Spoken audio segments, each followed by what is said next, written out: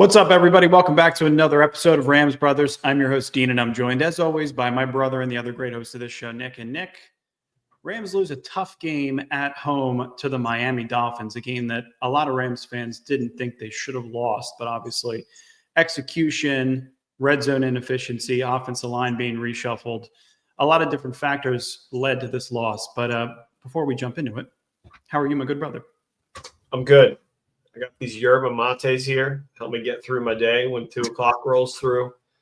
I mean, just based on Rams' reaction alone, I'm pretty bad. That was just terrible. They looked so crappy on offense, and we're going to get into it here, but they're the second most expensive offense in the NFL, and you're being led by the least expensive defense in the NFL.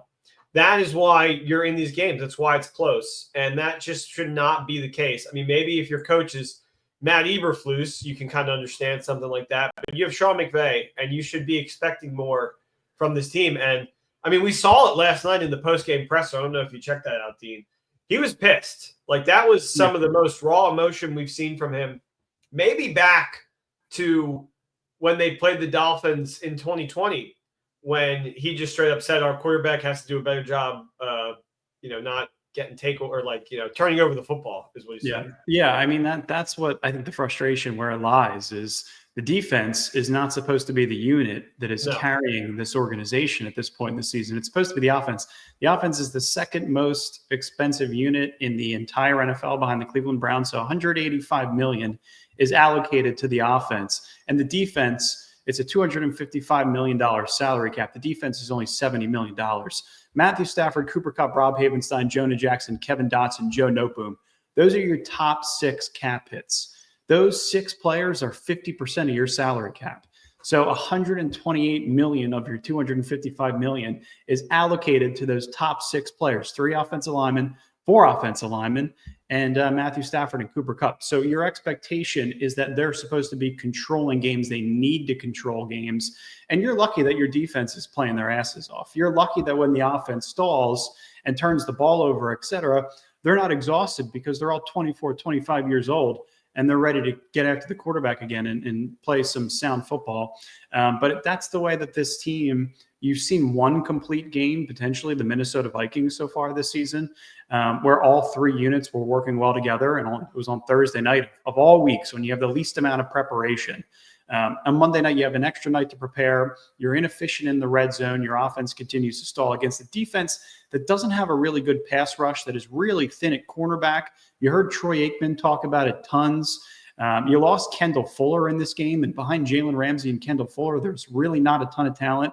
So the expectation was that the offense should take control of this game, and it should be somewhat of a shootout, and it really wasn't that whatsoever. So I think the entire offense is to blame for last night. And no, I don't think anybody's safe outside of maybe Cooper Kupp, who caught all 7 of his targets for 80 yards.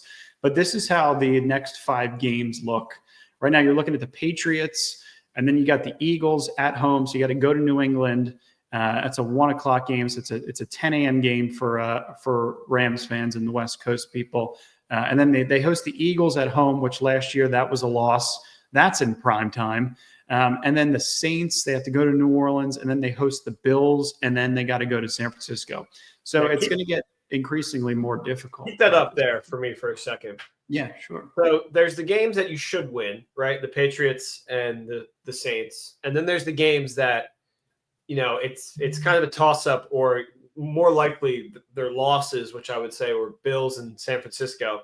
And then the Eagles is really split down the middle to me. And you got to come out of this. You definitely have to beat the Saints and the Patriots, and you have to win one of those games that you're not expected to win, and then hopefully win the toss-up game with the Eagles, because you're now in a position, you're on the outside looking in. That was a game against a 2-win team. I don't care if they got healthy. They looked bad last night. That you have to win at home, and you drop that game, and now every game coming up is a huge swing. Like, if they lose to the Patriots, you can kind of start looking into the future of like the season and being like, okay, I don't really think they can even make the playoffs at 4-6. Oh, for sure. I mean, if you get to 4-6, you're definitely on the outside looking in, especially in terms of the NFC West and how the NFC is structured in general right now, because it's pretty top heavy with teams like the Vikings, the Packers, the Lions, the Eagles. So you're going to need to be able to win the division. You're going to need to be able to win the division to be able to find yourself in the playoffs. And, the Cardinals are keeping it close, but they're playing really good football right now. But what stands out when you look at the NFC West standings is the points for 185 points in totality versus the Cardinals have 238, the Niners have 233, and the Seahawks have 210. So we're significantly behind all of our rivals in the division right now. And Roberto Clemente, one of our followers on Twitter, he's great with graphics. He's a great follower, listener of the pod. He wrote that NFL offenses are scoring an average of 21.8 points per game this season. The Rams offense has scored below the NFL average in 7 of 9 games. So 7 of 9 games, 20 points, 18 points, 15 points, 13 points, 13 points, 13 points, and 10 points. It's a brutal showing so far with the offense. And I think that really, like, you kind of want to throw the Seattle game in there because at end of regulation, they have 20 points. Sure. I mean, they ended up getting 26. But, I mean, the only reason they were able to win that game was because the defense had a huge 4th and 1 stop. You're right. Yeah, I mean, you're totally right. And the defense is a really good example of, like, okay, you're going to allocate a lot of your resources into your offense. If the defense can play well, then this is going to be a really formidable team, and you're going to be able to build upon what you built last year to get into the playoffs. And they're doing exactly their job, and it's the offense that's struggling. I think play calling is such a major topic of conversation. We put this poll up today. It only got 732 votes, but it's only been up for a couple of hours. The question was, do you think Sean McVay is a good play caller? 75% said yes, leave him alone. And 25% said, no, he's been figured out. And the reason why I put this poll up was because it's just ridiculous with the amount of people calling for Sean McVay's head, saying that we need a more mobile quarterback. Matthew Stafford is cooked. But in reality, execution, play calling, the offensive line, stability up front, like all of these things have to be together in order for execution to happen from a play calling perspective, for Matthew Stafford to sit comfortably in the pocket, for these long developing pass plays to evolve. And Nick, you actually made a really good point on Twitter yesterday where you were like, where's the quick pass game? Like, where's the underneath stuff? Because they're constantly finding themselves behind the sticks. And a lot of it was due to penalty, but a lot of it is just kind of tripping over your own feet and getting in your own way. Flash up that little our pool one more time for the audience. I want them to see this. So just 25%. Poll, whatever. He's figured out. I would argue that I don't think he's figured out. When he plays with people that he's worked with before, LaFleur, McDaniels, Shanahan, they definitely have a better sense of what's coming from Sean McVay. I mean, just look at the record. They know what he's capable of. They know what he likes to do, and they're able to use that when they game plan against them. So when he's playing like somebody that he's worked with, a colleague, a friend of his past, I would say, he's a little figured out. But on the other hand, I think those who are ready to jump on him as we need to, advocate play calling to somebody else and move on. Philly did it. Sirianni's no longer calling plays, and they're in a better position. You don't remember where we were prior to Sean McVay coming in to this franchise. And it 10 losing seasons, like absolutely nothing. Like, he has rejuvenated the league in the offensive sense and just the entire franchise. So you can't just immediately dogpile him, but he does have a problem when he has to adjust in a game. He's not been able to do that consistently. If they are bringing pressure, and even if they're not bringing pressure, but they're getting home, you have to, like you said, you got to bring those short, get the ball out of Stafford's hands fast, get those pass plays in, figure out more creative runs, do something that isn't a long developing pass play. And that's just, he's like so stuck to, that's the only way we're going to get downfield is if we do that. And he's just not, you have to change. You have to be able to change. That's one area where I feel like, his adjustments are known. Like, switching from 11 to 12 personnel, all Rams fans know about that. They did a little bit of that yesterday. Switching from getting under center and being in shotgun to being in the pistol formation and running the ball more effectively in that regard. Some of the long developing pass plays, converting them into the screen game, converting them to the underneath stuff. I think he did a good job of calling some of that stuff, but the execution was poor, just in particular and in relation to the offensive line. Like pressures allowed last night per PFF. Joe Noteboom, 6 pressures. We actually started calling him Joe Notebook yesterday because he's a liability and he's as soft as the Nicholas Sparks movie. And that's a problem. You can't have your 5th highest cap hit be this type of player that allows pressure to Calais Campbell and Chop Robinson, made them both look like all pros. Batting balls at the line of scrimmage. Jonah Jackson playing center. He allowed 3. Kevin Dotson allowed 3. Alaric Jackson allowed 2. Steve Avila allowed 0. But it looked like, and this is a note from Sosa, that off initial watch, it looked like Nopum was horrific, and he was. And K-Dot and Jonah struggled in communication and pass off stunts, etc. And that's why offensive line continuity is so goddamn important. That's why you got to be able to build upon these things week to week and keep units together. And that's why these injuries hurt you so much, because like when you're trying to change the game plan, and even if you are in a quick pass game and Stafford's still getting balls bad at the line of scrimmage, like it just goes back to execution. And I know a lot of people want to blame Sean McVay for how the offensive line is structured, but McVay's not the end all be all in how the offensive line is pieced together. Like Ryan Wendell has gotten a lot of praise so far this year for utilizing guys like Justin Dedich and 6th-round pick Bo Limmer. And, you know, there's Mike Munchak. He's the offensive line consultant. There's Zach Cromer, who is Aaron Cromer's son, who Aaron Cromer was formerly the offensive line coach in 17, 18, 19, and 20, who was able to piece together the greatest show on surf. And that offensive line protecting Jared Goff was incredible. And then there's guys like Les Snead, who handed contracts to Jonah Jackson, the 3-year, $51 million contract. They restructured Joe Noteboom's deal. So, like, everybody's kind of got a hand in the offensive line struggling yesterday. I just don't think it can be directly correlated to Sean McVay's play calling. Like, there's obviously more context and more to unpack to it. For sure. I mean, the offensive line was abysmal. You showed that graphic of how many pressures they allowed individually. But I mean, I think you can start ragging on McVay in terms of creativity. How many times have we seen where you get to the point where it's 2nd and like 20 because ball snaps over Stafford's head or there's a sack, and then the next play is a running back draw on 2nd down to get like 2 yards, and then a screen followed up on that like for no yards. And so it's like you're at the moment you get sacked, the drive is over. Like you have to be trying to do something there because like that's just defeat. It's just admitting defeat. And then Miami converted a lot of those 3rd and longs in this game too. Yeah. Which even made the situation even more frustrating. Yeah, and the first time you're in the red zone, 3rd and 4, I think we're going to the tight end when we have both, like, you know, Puka and Kupp are on the field. What are we doing there? Like that, like.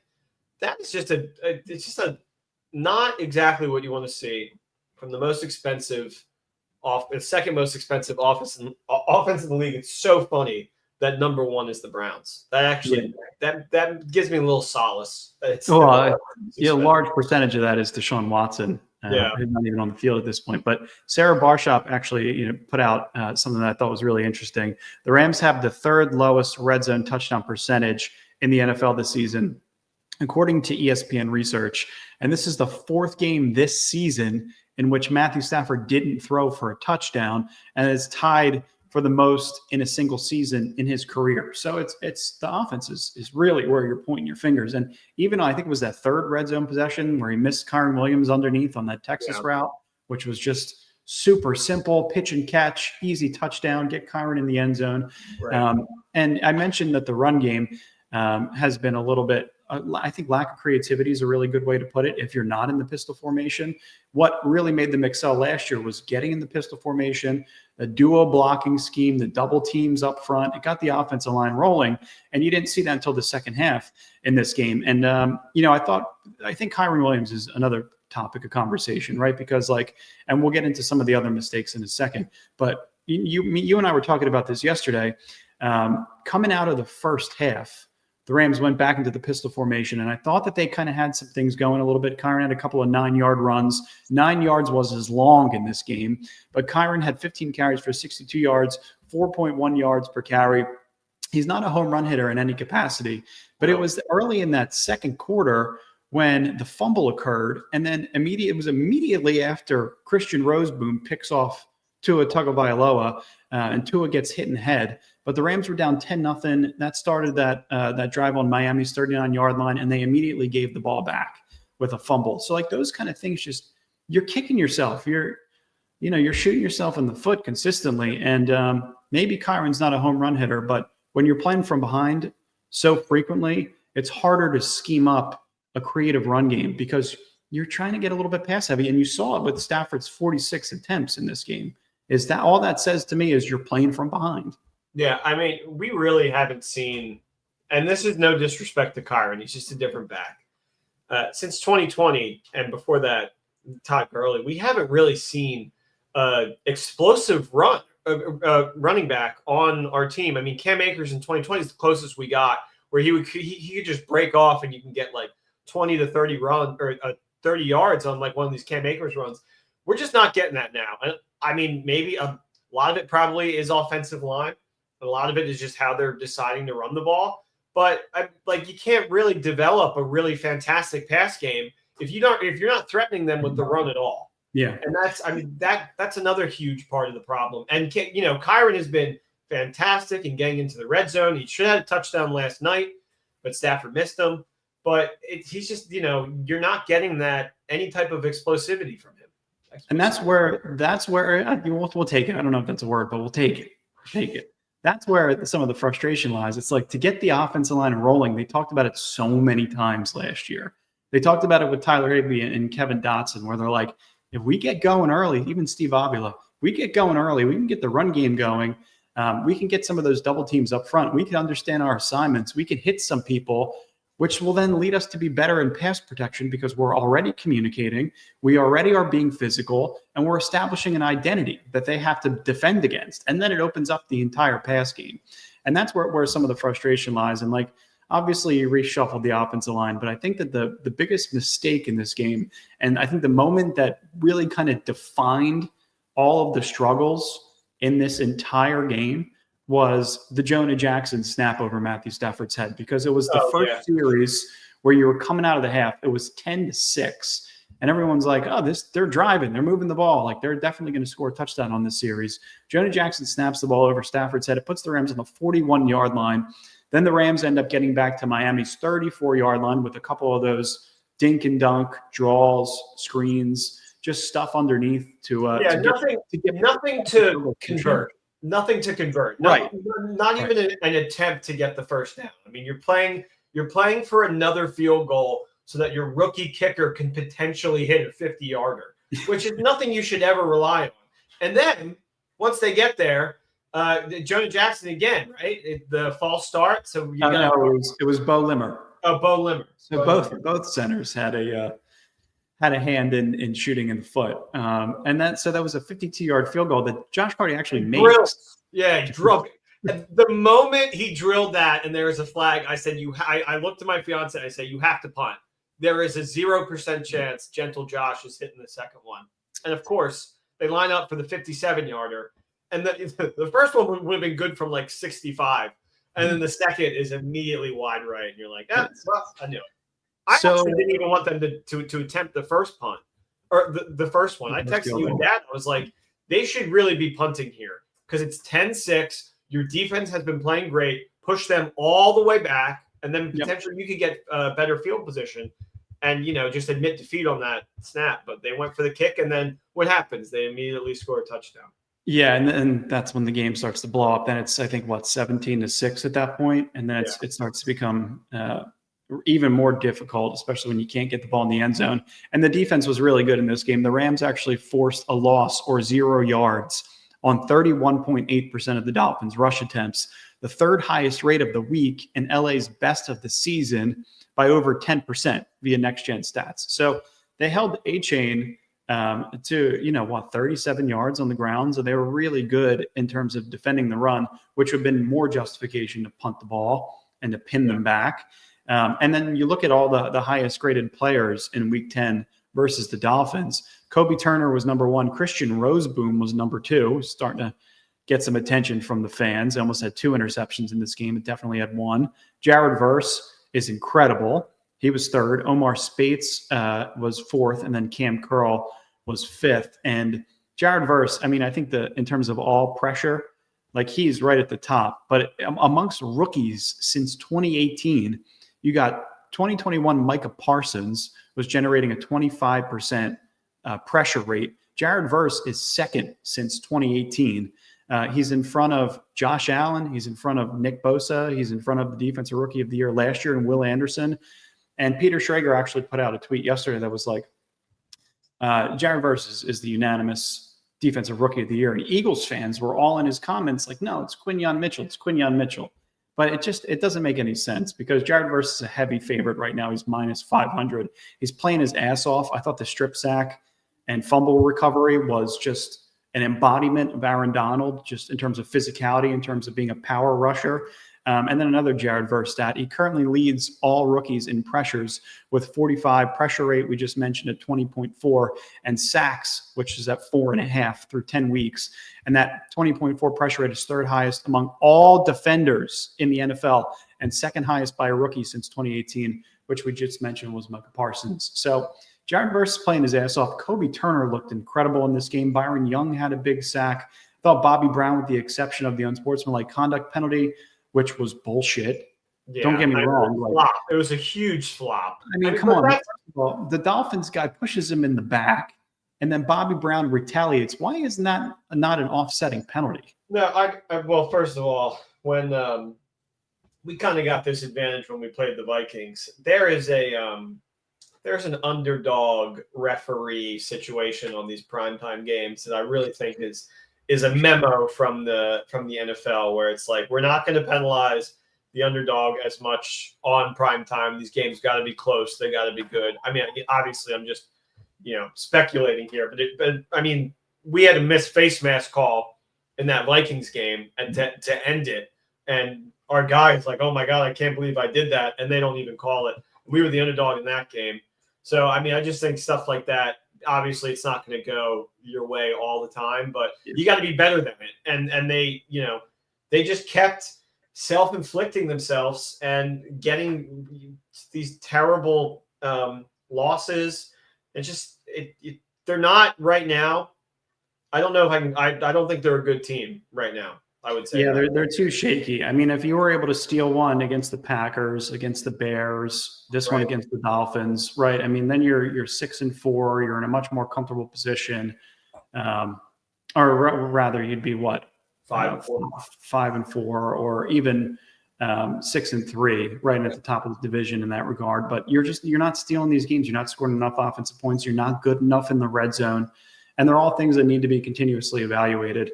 Yeah. Over the next couple of weeks, if this team wants to have any shot at winning the division. And like we mentioned, winning the division is the only hope that this team has of making the playoffs. Niners are getting healthy. Cardinals are playing really good football. The Seahawks, you can't necessarily count them out yet. So that's where I think the struggle lies, is like it's friendly fire. It's Call of Duty. It's, too many self-inflicted wounds. You can excuse losses when your guys aren't all there and the offense looks like it's a shell of itself because you don't have Puka or Cooper Kupp. But you got those guys now, and you got Stafford. Like, there's no more excuses. You should have went out there and won that game, and you lost, and you looked bad doing it on prime time. And now, you got to go up and wake up early in New England and beat a team that kind of feels really excited about their young quarterback. And, is that what we're looking towards at this point? Because, how much longer are you going to keep this key group together now? Stafford's still on the 1-year deal. You don't really know what's coming. And you have to start to wonder, has this iteration of the Rams, is it done? Did it work when they won the Super Bowl and they've been trying to string it together since then? And are they just getting old on offense and less spry? And, where do we go from here, from the famous Blink-182 song? Yeah, it's fair. I'm going to try to leave you guys on a positive note. I do think that they end up beating the Patriots. And then you got the Eagles, which the Eagles, I feel like, are hit or miss. It depends on the week. Obviously, they just dominated the Cowboys. 7-2, though, right? Pretty good. Good. A lot of hits. And then you got the Saints, who, you know, the new coach, and they come back and they win. The Jersey guy. Did you see his reaction? Yeah, I did. I did. The So Riddler? then, you know, say for example, you win 3 straight again, and then you're 7-5, and the season changes and the outlook changes. But like you mentioned, if it goes in the wrong direction, you're going to have to hang your hat on from an offensive perspective on guys like Puka Nacua, on guys like Kyron Williams, Blake Corum, Steve Avila. Because outside of that, I mean, the core is, you know, it's definitely in question. So yeah, I mean, you're looking in the future where the core is Verse, Turner, Puka, and sure. and you know, like goodbye Stafford, goodbye. I mean, no, I'm not saying that this is definitely going to happen, but I mean that is where we are with a loss in New England. That's where we're headed. I would say. I would agree. If you guys are enjoying the content, share it with your Rams friends, share it with anybody else that you could think of. Let's get the likes and subscribes up. Make sure always to